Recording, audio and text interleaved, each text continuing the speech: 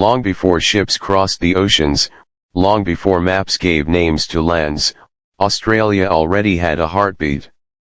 For more than 60,000 years, the first peoples of Australia lived across vast deserts, green forests, and long coastlines. They were the Aboriginal and Torres Strait Islander peoples. Elders passed knowledge through stories, songs, and paintings. The land was not owned, it was respected. Every mountain, river, and star had meaning. This was a world deeply connected to nature, balanced and alive. Then, one day, white sails appeared on the horizon. In 1606, Dutch sailors touched Australia's shores, but they did not stay.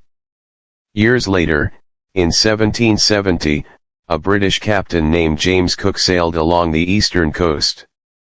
He claimed the land for Britain, not knowing or ignoring that it was already home to ancient cultures. In 1788, everything changed. 11 ships arrived at a quiet harbor now called Sydney Cove. They carried prisoners, soldiers, and officials from Britain.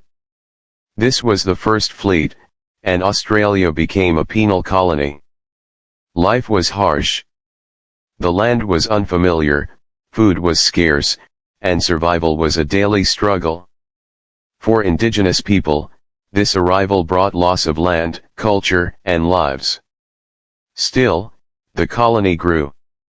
Farms spread, towns formed, and free settlers arrived. Then, in the 1850s, gold was discovered. News traveled fast across the world. People rushed to Australia from China, Europe, and America, dreaming of fortune. The gold fields were crowded, dirty, and dangerous but full of hope. Cities like Melbourne and Sydney began to grow rapidly.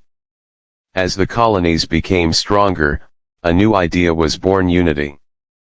On January 1, 1901, 6 colonies joined together to form the Commonwealth of Australia. It was a young nation, proud but still tied to Britain. When World War I began, Australia sent thousands of soldiers overseas. Many never returned. The story of the ANZACs, their courage and sacrifice, became part of Australia's identity. Again in World War II, Australia stood firm, defending its shores and supporting its allies. After the wars, Australia changed once more. Immigrants arrived from all over the world, bringing languages, traditions, and dreams. Australia slowly became a multicultural nation. In 1967, Indigenous Australians were finally recognized in the national census, a small step toward justice, but an important one. Today, Australia stands as a modern country built on ancient land.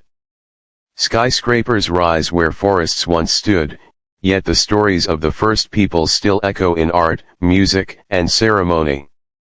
Australia's past is not perfect, it carries pain and pride together, but it is a story still being written.